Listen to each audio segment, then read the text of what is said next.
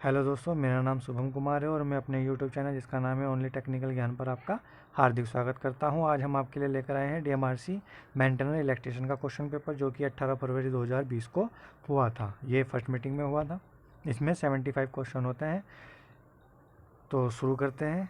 पहला क्वेश्चन, किसी विद्युत परिपथ में होने वाला वोल्टेज ड्रॉप चुंबकीय परिपथ के किस पैरामीटर के अनुरूप होगा। तो देखिए दोस्तों, जो विद्युत परिपथ में होने वाला वोल्टेज ड्रॉप होगा, हम इसको ईएमएफ के इक्वल लेते हैं। जैसा विद्युत वाहक बल होता है वैसा ही चुंबकीय वाहक बल होता है। जब ईएमएफ में ड्रॉप होता है तो उसे ईएमएफ ड्रॉप बोलते हैं, और जो चुंबक में होगी तो उसे चुंबक वाहक बल कहते हैं। इसलिए इसका आंसर होगा MMF drop. Next question, amplifier में ऋणात्मक फीडबैक के फलस्वरूप निम्न में से क्या होगा। तो जो ऋणात्मक फीडबैक होता है हमारा एम्पलीफायर में, अगर हम नेगेटिव फीडबैक देंगे तो आउटपुट कम हो जाएगा और जो वोल्टेज गेन है उसकी कमी हो जाएगी। इसलिए इसका आंसर होगा वोल्टेज लब्धि में कमी। इसका राइट आंसर होगा। नेक्स्ट क्वेश्चन, एक 230 वोल्ट डीसी श्रेणी मोटर में 40 एम्पियर की धारा प्रवाहित होती है। आर्मेचर और श्रेणी क्षेत्र वाइंडिंग में प्रतिरोध क्रमशः है 0.2 ओम का और 0.1 ओम का है।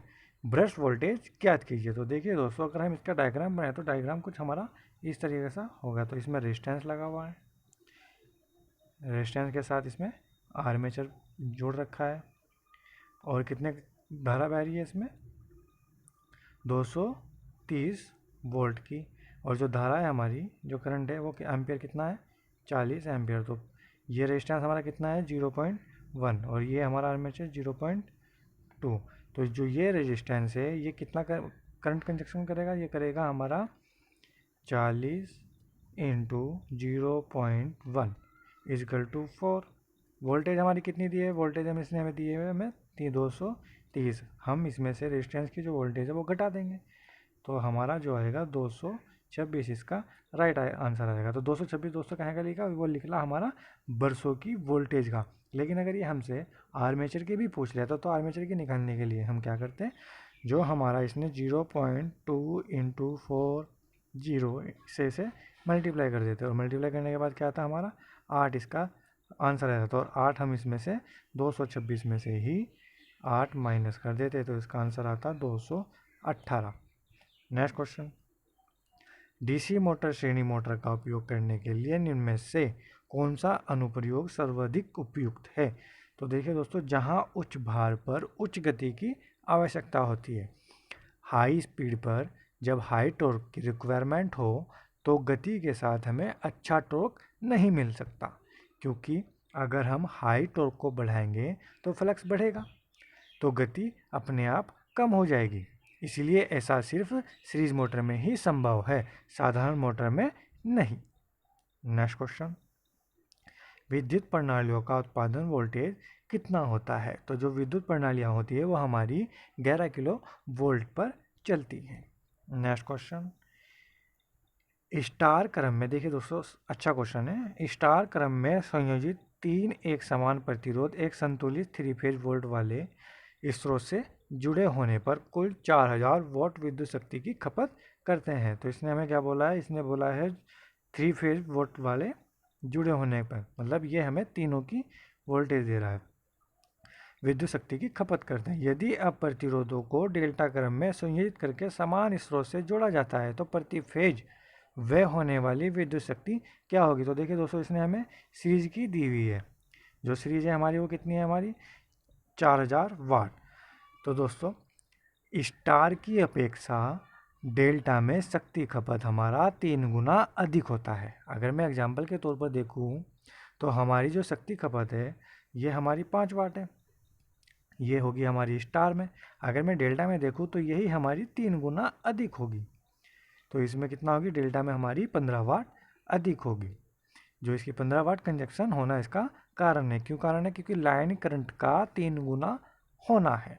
अगर इस कंडीशन से देखें तो हमें स्टार में टोटल करंट कितनी मिल रही है, स्टार में 4000 वाट, और गुना ये आपको पता ही है कि 3 गुना डेल्टा में अधिक होता है। तो 3 गुना से हम मल्टीप्लाई करेंगे तो 12000। वाट आ गया। पर इसमें हमें लिख रही है ये हमारी सीरीज़ की टोटल, मतलब उसकी क्या बोलते हैं उसको, डेल्टा की टोटल। अगर देखें तो हमें डेल्टा की सिर्फ इसने पूछ रखा है प्रति फेज वे ज्ञात करने के लिए। तो प्रति फेज के लिए हम क्या करेंगे, प्रति फेज के लिए हम टोटल जो हमारी निकली वाट उसको हम 3 से भाग कर देंगे, तो इसका आंसर आ जाएगा 4000। Next question, 3 phase semi control में एसी डीसी कन्वर्टर में कितने डायोड की आवश्यकता होती है? तो इसमें हमें 3 डायोड की आवश्यकता होती है। अगर हमसे ये फुल वेव की पूछता तो उसमें हमें 6 डायोड की आवश्यकता होती। नेक्स्ट क्वेश्चन, सही फेज क्रम क्या है? तो सही फेज क्रम हमारा RYB है, रेड येलो और ब्लू। नेक्स्ट क्वेश्चन, प्रति फेज श्रेणी क्रम में जुड़े हुए हों तो सही संबंध कौन सा है? प्रत्येक प्रतिरोध में प्रवाहित धारा का मान समान होगा, ये होता है हमारा श्रेणी क्रम के लिए। अगर ये हमसे पूछता, ये हमारा श्रेणी क्रम के लिए होता है। अगर यही हमारा समांतर में पूछता तो समांतर में होता है प्रतिरोधों में से निम्नतम मान वाले रेजिस्टेंस से कम, इसका राइट आंसर होता है। नेक्स्ट क्वेश्चन, VAR की इकाई क्या है? तो VAR होता है हमारा वोल्ट एम्पियर रिएक्टिव, इसको हम बोलते हैं, इसको हम V into I sine theta से ज्ञात करते हैं। Next question, lead acid battery का उपयोग किया जाता है? तो लेड एसिड बैटरी का उपयोग हम ऑटोमोबाइल में करते हैं, और जो पावर स्टेशन होता है वो बैकअप के लिए हम लेड एसिड बैटरी का भी यूज कर सकते हैं। नेक्स्ट क्वेश्चन, पावर केबल का भाग नहीं होता? तो पावर केबल का भाग भार अथवा लोड नहीं होता। इसमें 6 तरह के होते हैं, पहला कंडक्टर, दूसरा चालक, तीसरा आवरण, चौथा सर्विंग, पांचवा बेडिंग और छठा हमारा आर्मरिंग। नेक्स्ट क्वेश्चन, अल्टरनेटर में सिंक्रोनस मोटर रिएक्टेंस किस प्रकार परिभाषित किया जाता है? तो अल्टरनेटर में हमारा जो रिएक्टेंस होता है वो वोल्टेज अपॉन सर्किट करंट, इसका जो फॉर्मूला होगा, जो प्रतिघात होता है वो हमारा x equal to V upon I, इसका फॉर्मूला होगा। नेक्स्ट क्वेश्चन, चुंबकीय पदार्थों की चुंबकीयशीलता कब बदलती है? तो तापमान के साथ चुंबकीयशीलता बदलती है। जो हमारे फेरामैग्नेट होते हैं वो ताप बढ़ने पर पैरामैग्नेट ही रह जाते हैं, इसलिए इसका आंसर तापमान के साथ बदलना कहलाता है। नेक्स्ट क्वेश्चन, एकल फेज प्रेरण मोटर के लिए प्रतिरोध switch phase type starting Motors में सहायक वाइंडिंग में निम्न में से क्या है? तो जो उच्च प्रतिरोध और निम्न परिघीय प्रतिघात, अर्थात इसका मतलब है दोस्तों इसमें 2 वाइंडिंग होती है, स्टार्टिंग वाइंडिंग, रनिंग वाइंडिंग। जो स्टार्टिंग वाइंडिंग होती है वो पतले तार की और अधिक टन की होती है, पतले तार होने के कारण प्रतिरोध हमारा हाई होगा। नेक्स्ट क्वेश्चन, BJT में कितने टर्मिनल होते हैं? तो इसमें हमारे 3 टर्मिनल होते हैं, पहला एमीटर, दूसरा बेस, तीसरा कलेक्टर। नेक्स्ट क्वेश्चन, एकल फेज प्रेरण मोटर में फेज स्प्लिटर किससे जुड़ा होता है? जो हमारा फेज स्प्लिटर होता है दोस्तों, इसको कैपेसिटर की भांति ही होता है और ये स्टार्टिंग वाइंडिंग के सीरीज में जुड़ा हुआ होता है। नेक्स्ट क्वेश्चन, BJT को एम्पलीफायर के रूप में काम में लेते हैं, उसे निम्न में से किस में संचालित किया जा सकता है? तो ये हमारा एक्टिव मोड में होता है। एक्टिव मोड में मतलब जैसे कि सक्रिय क्षेत्र में पहला जंक्शन एमीटर बेस होता है जो कि फॉरवर्ड में होता है, और दूसरा फेज कलेक्टर होता है जो कि रिवर्स में होना चाहिए, तभी वो हमारा एक्टिव होगा। नेक्स्ट क्वेश्चन, किसी जंक्शन में प्रवेश करने वाले और उससे बाहर निकलने वाले सभी धाराओं का बीजगणितीय योग शून्य होगा, यह कथन हमारा किरचॉफ का धारा का नियम कहलाता है। और दूसरा नियम वोल्टेज का नियम हमें क्या कहता है? प्रत्येक चालक में धारा तथा प्रतिरोध का गुणनफल है, उसी परिपथ पर विभव का बीजीय योग जोड़े जाने पर शून्य होता है।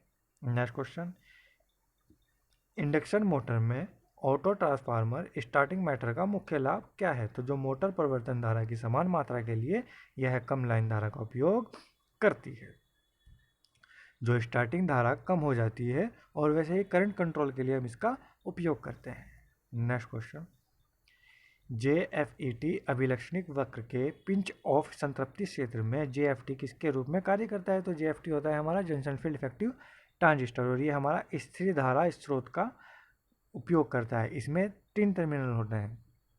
जब हम गेट और सोर्स के बीच हम इसमें सप्लाई देते हैं तो हमारा वो रिवर्स वाइज में वोल्टेज देते हैं, तो इसका बैरियर बढ़ जाता है जिसके कारण वो मिल जाते हैं, और इसे ही हम स्थिर धारा स्रोत बोलते हैं, क्योंकि वो मिल जाने के कारण उसमें धारा प्रवाहित होना थोड़ा कठिन हो जाता है। नेक्स्ट क्वेश्चन, यदि कोई व्यक्ति बेहोश हो जाता है तो सबसे पहले क्या करेंगे? सबसे पहले हम उसके श्वसन की जांच करेंगे। नेक्स्ट क्वेश्चन, प्लेट अर्थिंग में प्लेट किस सामग्री की होती है? वो हमारी कॉपर की होगी। नेक्स्ट क्वेश्चन, अभ्रक माइका नामक सामग्री निम्न में से किसका उदाहरण है? तो ये हमारा उदाहरण होगा विद्युत रोधी पदार्थ का। नेक्स्ट क्वेश्चन, 2 ओम का प्रतिरोध आंतरिक प्रतिरोध है जो कि permanent magnet moving coil ammeter का फुल स्केल मान 5 एम्पियर है। यदि 0.5 ओम वाले एक शंट को इसके साथ संयोजित किया जाता है तो इसकी नई रेंज क्या होगी? तो दोस्तों इसके लिए एक फॉर्मूला होता है। फॉर्मूला हमारा होता है, शंट की वैल्यू निकालनी है हमें, तो Rm/n-1। जो ये हमारा n होता है ये हमारा नई रेंज निकालने के लिए यूज़ किया जाता है। तो नई रेंज निकालने के लिए हमारा I/IM, जो ये I है हमारी, ये हमारी नई रेंज होगी, और ये जो IM है ये हमारी ओल्ड होगी। तो इसके लिए निकालने के लिए हमें शंट की वैल्यू कितनी दी हुई है इसने हमें? 0.5। तो 0.5 इंटू करंट कितना दिया रेजिस्टेंस? 2 ओम का, और n-1। अगर हम इसको मल्टीप्लाई गुना भाग करेंगे तो इसका आंसर आएगा हमारा 5। 5 हमारा n निकल गया, n=5। अब हम 5 से इसको नई रेंज निकाल देंगे। तो नई रेंज निकालने के लिए हमारे पास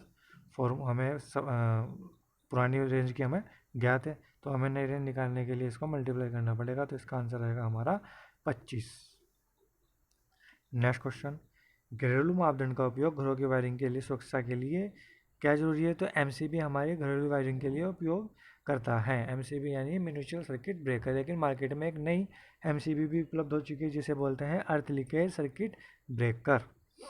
नेक्स्ट क्वेश्चन, 1 mm लंबे एयर गैप युक्त एक वर्तीय अनुप्रस्थ काट वाले स्टील के वल्य में 600 फेरे हैं तथा इसमें 2.5 एम्पियर की धारा प्रवाहित हो रही है।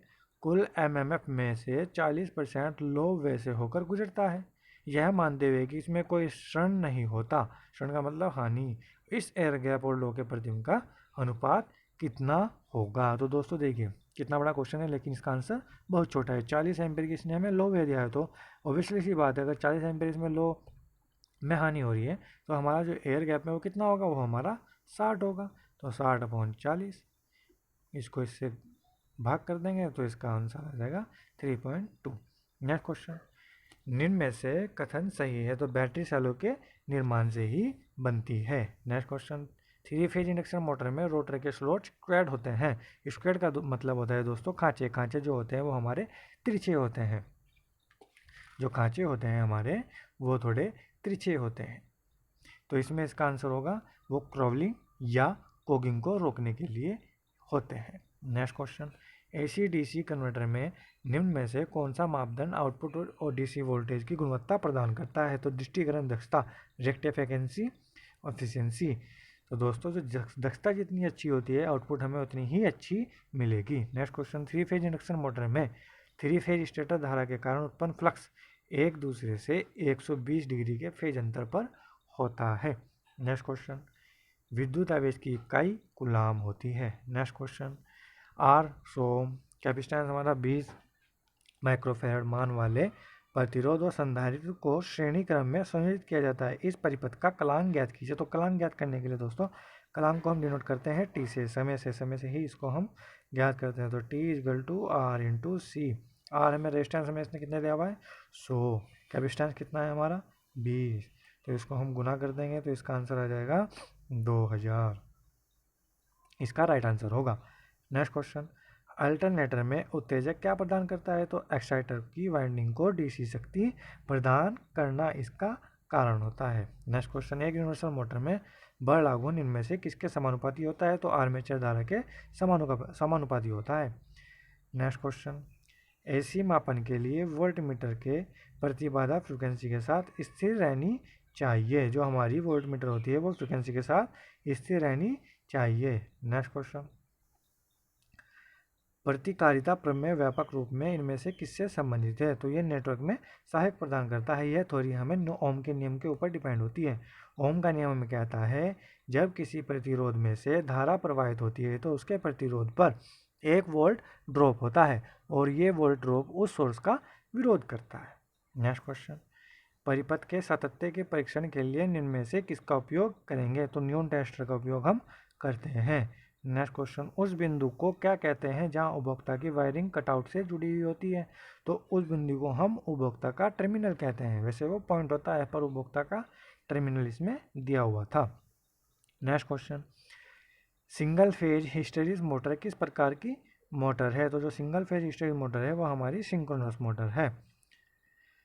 इसका रोटर जो होता है वो कठोर क्रोमियम स्टील का बना हुआ होता है। नेक्स्ट क्वेश्चन, सुरक्षा कार्यक्रम मानकों के संबंध में निम्न में से है? तो ये 5 सिस्टम पर कार्य करता है। पहला होता है इसमें एजुकेशन, दूसरा हमारा इसमें होता है इंक्रीमेंट, तीसरा इंजीनियरिंग, चौथा इसमें इन्फोर्समेंट और पांचवा हमारा एवोल्यूशन।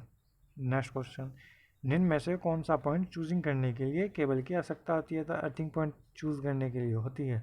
नेक्स्ट क्वेश्चन, डायोड का रिवर्स रिकवरी टाइम एक मापदंड है जो कि निम्न है। परिचालन की गति। नेक्स्ट क्वेश्चन, सोल्डरिंग सामग्री हटाने के लिए प्रयोग की जाने वाली सामग्री को क्या कहते हैं? तो उसको बोलते हैं हम डिसॉल्विक। नेक्स्ट क्वेश्चन, एक सिंक्रोनस मोटर में वी वक्र इनमें से किसके बीच खींचे जाते हैं? तो वी वक्र जो हमारा होता है वो आर्मेचर धारा और क्षेत्र धारा के बीच खींचे जाते हैं। तो जो वी वक्र होता है हमारा वो हमारा इस तरीके से होता है। ये फ्रिक्वेंसी हो गई हमारा और ये आर्मेचर की धारा हो गई हमारी, और जो वी वक्र होगा वो हमारा कुछ इस तरीके से होगा। इसका मतलब होता है आर्मेचर करंट और फील्ड करंट के बीच होता है। जैसे जैसे हम धारा को बढ़ाते हैं वह घटती चली जाती है और फिर टाइम पर बढ़ भी जाती है। तो इसका आंसर होगा आर्मेचर धारा का और क्षेत्र धारा के बीच हम वी वक्र खींचते हैं। नेक्स्ट क्वेश्चन, समांतर क्रम में संयोजित एक स्रोत मुक्त आरएलसी नेटवर्क नेर आवृत्ति कितनी होगी? तो दोस्तों पहले हम नेर को जान लेते हैं। नेर का मतलब होता है हमारा प्रतिबाधा। ये डिपेंड सर्किट पर करता है। नेर फ्रिक्वेंसी जब समांतर हो तभी होता है। तो इसने हमसे पूछा है समांतर क्रम में संयोजित, तो समांतर क्रम में इसका राइट आंसर होगा हमारा 1/2RC। अगर ये हमसे सीरीज में पूछ लेता तो सीरीज में इसका आंसर होता हमारा R/2L। नेक्स्ट क्वेश्चन, एमीटर के प्रतिरोध के बारे में निम्न में से कौन सा सत्य है? तो यह बहुत कम होता है। नेक्स्ट क्वेश्चन, किसी दुर्घटना की अप्रत्यक्ष लागत क्या होती है? तो घायलों के अनुत्पादन समय की लागत को उसकी अप्रत्यक्ष लागत कहते हैं। तो अप्रत्यक्ष का लागत का मतलब समझ लीजिए दोस्तों क्या होता है। इसका मतलब होता है जितने दिन कोई मजदूर घायल रहा उसके उपचार पर जो खर्चा हुआ। दूसरा, जितने दिन वो घायल रहा उतने दिन उसने कोई काम भी नहीं किया तो वो भी खर्चा। इसे ही बोलते हैं अप्रत्यक्ष लागत। नेक्स्ट क्वेश्चन, डीसी वोल्टेज से संयोजित शुद्ध प्रेरक स्थिर अवस्था में एक जैसा व्यवहार होगा तो इसको बोलते हैं शॉर्ट सर्किट लघुपतित परिपथ। नेक्स्ट क्वेश्चन, चुंबकीय फ्लक्स चुंबकीय परिपथ में किसके द्वारा उत्पन्न होता है? तो यह हमारा चुंबकीय वाहक बल के कारण उत्पन्न होता है। नेक्स्ट क्वेश्चन, एससीआर कैसा उपकरण है? तो SCR semi conductor control rectifier होता है। ये एक हमारा अर्धनियंत्रित कार्य है। नेक्स्ट क्वेश्चन, बाइस्टेबल मल्टीवाइब्रेटर में के संबंध में इनमें से कौन सा विकल्प सही है? तो यह ट्रिगर्ड ऑसिलेटर होता है। बाइस्टेबल का मतलब होता है दो स्थायी अवस्था और ट्रिगर का मतलब होता है एक स्थायी स्थिति। या तो ये आउटपुट देगा या नहीं देगा। नेक्स्ट क्वेश्चन, डीसी मोटर की यांत्रिक दक्षता का सही व्यंजक क्या है? तो डीसी मोटर की जो यांत्रिक अवस्था में 3 प्रकार की होती है हमारी। विद्युत दक्षता, जो मोटर की दक्षता होती है वो 3 तरह की होती है। पहली विद्युत दक्षता, दूसरी यांत्रिक दक्षता, तीसरी संपूर्ण दक्षता। तो यह हमारा आंसर होगा इसका उपयोगी यांत्रिक शक्ति आउटपुट अपॉन कुल विकसित यांत्रिक शक्ति। नेक्स्ट क्वेश्चन, किसी स्टेपर मोटर में यदि स्टेप कोण 45 डिग्री का है तो इसका विभेदन स्टेप प्रति चक्कर कितना होगा? प्रति चक्कर हमारा होता है 360 डिग्री का और जो इसने हमें दिया हुआ है 45। इसको हम भाग करेंगे तो आंसर आएगा हमारा 8। इसका राइट आंसर होगा। नेक्स्ट क्वेश्चन, अल्टरनेटर में दक्षता की को किस प्रकार परिभाषित करेंगे? तो शक्ति आउटपुट अपॉन शक्ति आउटपुट प्लस शक्ति की हानियाँ। दोस्तों जैसे कि हम देखते हैं कि दक्षता ज्ञात करने के लिए अल्टरनेटर इसकी यांत्रिक पावर होती है इसलिए इसे आउटपुट प्लस हानियों से निकालते हैं। नेक्स्ट क्वेश्चन, जूल के नियम को सही से निरूपित करता है? तो I² जो जूल होगा हमारा वो होगा जो जूल होता है वो उत्पन्न ऊष्मा होती है। 66 किलोवोल्ट तक के अनुप्रयोगों के लिए किस प्रकार के केबल की आवश्यकता होती है? तो 66 किलोवोल्ट के लिए हम स्क्रीन केबल की आवश्यकता होती है। Next question, lead acid battery में कितने सेल श्रेणी क्रम में जुड़े होते हैं? बैटरी की धारिता 100 H है। तो दोस्तों जो सेल होते हैं वो हमारा 2 वोल्ट का होता है और इसने हमें कितना दिया हुआ है 12 वोल्ट और श्रेणी क्रम में जोड़ रखा है, तो इसका आंसर होगा हमारा 6। नेक्स्ट क्वेश्चन, वायरिंग प्रणाली का चयन करने के लिए प्रयुक्त मापदंड नहीं है, तो घर में रहने वाले सदस्यों की संख्या पर कोई डिपेंड नहीं करता। नेक्स्ट क्वेश्चन, इलेक्ट्रिक हीटर का हीटिंग एलिमेंट किस में बना होता है, तो ये नाइक्रोम का बना होता है, निकल इसमें 80% होती है, क्रोमियम इसमें 20% मिश्र धातु होती है। नेक्स्ट क्वेश्चन, एक प्रत्यावर्ती V50 साइन 100t इसके आयाम और आवर्ती के मान क्रमशः कितना होगा। तो दोस्तों देखिए, साइन के पास जो वैल्यू होती है वो हमारी शिखर मान कहलाती है, वो हमारी शिखर वैल्यू कहलाती है। टाइम के पास जो लिखा होता है और जो टाइम के पास लिखा हुआ होता है वो हमारा क्या कहलाता है, ओमेगा। और ओमेगा निकालने के लिए, फ्रीक्वेंसी निकालने के लिए हम जो है 2πf का इजकल टू 100 फ्रीक्वेंसी निकालनी है हमें। तो फ्रीक्वेंसी निकालने के लिए हम f इजकल टू 100 को 2π से भाग दे देंगे, तो इसका आंसर आएगा हमारा 15.9 हर्ट्ज। नेक्स्ट क्वेश्चन, गैसों में विद्युत विसर्जन कब होता है, तो जब गैसीय माध्यम में विद्युत धारा प्रवाहित होती है तभी हमारा विसर्जन होता है। नेक्स्ट क्वेश्चन, किस तरह की वायरिंग विश्वसनीय अच्छी नहीं होती, क्लिट वायरिंग को हम अस्थायी वायरिंग भी बोलते हैं। नेक्स्ट क्वेश्चन, सिंगल फेज प्रेरण मोटर में यदि स्टेटर एक ऐसी आपूर्ति से जुड़ा हुआ हो तो इनमें से सही कथन कौन सा है, तो यह स्वतः घूर्णन से उत्पन्न नहीं करती। नेक्स्ट क्वेश्चन, बैटरी के स्वस्थ और व्यक्त करने के लिए हम कैसे देख सकते हैं, तो स्वस्थ को व्यक्त करने के लिए वोल्टेज, दक्षता और धारिता तीनों पर डिपेंड करती है। नेक्स्ट क्वेश्चन, मेघर का उपयोग किसे मापने के लिए करते हैं, तो मेघर का उपयोग उच्च वोल्टेज मापने के लिए, उच्च प्रतिरोध मापने के लिए करते हैं। नेक्स्ट क्वेश्चन, घरेलू उपकरण सामान्य किस सप्लाई पर कार्य करते हैं, तो ये AC वोल्टेज पर कार्य करते हैं। नेक्स्ट क्वेश्चन, विभव मापी में कितने सिरे होते हैं, तो इसमें 3 सिरे होते हैं। नेक्स्ट क्वेश्चन, यदि 15 ओम, 20 ओम और 35 ओम के 3 प्रतिरोध श्रेणी क्रम में हो तो कुल प्रतिरोध कितना होगा, तो सिंपल सा क्वेश्चन है, 15 + 20 + 35 इजकल टू 70 ओम इसका राइट आंसर होगा। नेक्स्ट क्वेश्चन, फाइल धातु किसकी बनी होती है, ये हमारी हाई कार्बन स्टील की बनी होती है। नेक्स्ट क्वेश्चन, 6 ध्रुवों तथा 50 हर्ट्ज पर चलने वाली मोटर की सिंक्रोनस गति क्या होगी। सिंक्रोनस गति निकालने के लिए फॉर्मूला जो होता है हमारा, वो होता है हमारा NS is equal to F into 120 upon पोलो की संख्या। फ्रीक्वेंसी हमें कितनी दी हुई है, फ्रीक्वेंसी इसने दी हुई है हमें 50 हर्ट्ज गुना 120, पोलो की संख्या हमारे 6 है, इसको कट देंगे, 20 आ जाएगा, 20 5 2 से मल्टीप्लाई कर देंगे, आंसर आ जाएगा इसका 1000 RPM। Next question, plate earthing में तांबा प्लेट का आकार होता है 60 सेंटीमीटर उसकी चौड़ाई, 60 सेंटीमीटर उसकी लंबाई और जो 3.18 mm की उसकी थिकनेस यानी कि मोटाई।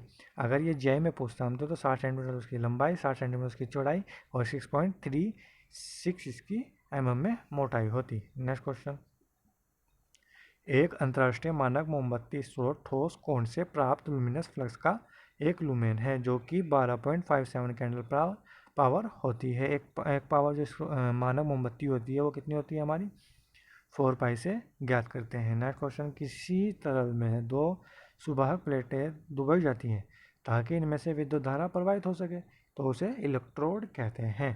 नेक्स्ट क्वेश्चन, जब 2 या 2 से अधिक प्रतिरोधों को एक टर्मिनल से दूसरे टर्मिनल तक जोड़ते हैं तो उसे सीरीज कहते हैं।